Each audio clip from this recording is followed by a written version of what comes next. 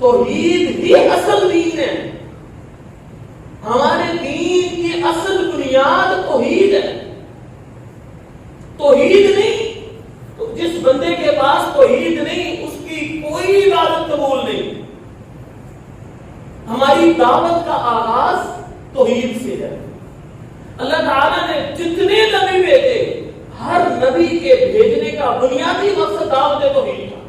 اللہ رب العزت قرآن مجید میں اعلان کرتے ہیں وَلَقَدْ بَعَثْنَا فِي كُلِّ أُمَّةٍ رَسُولًا أَنِ اعْبُدُوا اللَّهَ وَاجْتَنِبُوا الطَّاغُوتَ.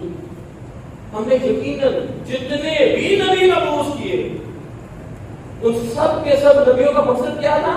أَنِ اعْبُدُوا اللَّهَ, ایک اللہ کی عبادت. وَاجْتَنِبُوا الطَّاغُوتَ, طاغوت کا انکار کرنا. طاغوت کا انکار کرنا ضروری ہے. لا الہ الا اللہ کا بھی مطلب یہی ہے, لا الہ نہیں ہے کوئی معبود, کوئی معبود نہیں ہے الا اللہ, مگر اللہ. پہلے انکار کرنا پڑے گا. جیسے اللہ کے نبی صلی اللہ علیہ وسلم انکار کرتے رہے. مکے کے مشرکین آئے تھے, اے اللہ کے رسول ہم مل جل کے رہ لیتے ہیں, مل جل کر اپنی سیٹنگ کر لیتے ہیں, ہم ایک سال آپ کے بتوں کی عبادت, آپ کے اللہ کی عبادت کر لیا کریں گے جیسے آپ کہیں گے, اور ایک سال آپ ہمارے ساتھ مل کر عبادت کر لیا کریں جیسے ہم کہتے ہیں. تو مل جل کے اس معاشرے میں رہتے ہیں. اور اگر آپ کو یہ قبول نہیں تو بھی دوسری سجیشن یہ ہے, تجویز یہ ہے کہ آپ ایسا کریں کہ آپ نا اپنے اللہ کی عبادت کریں, خوب کریں, دعوت بھی دیں کوئی بھی, لیکن ہمارے معبودوں کو غلط نہ کہا کریں.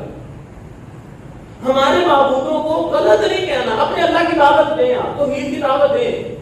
تو اللہ کے نبی صلی اللہ علیہ وسلم نے کیا فرمایا تھا, میرے ایک ہاتھ پہ سورج اور ایک ہاتھ پہ چاند پہ رکھ دو تو میں اس دعوت سے باز نہیں آؤں گا.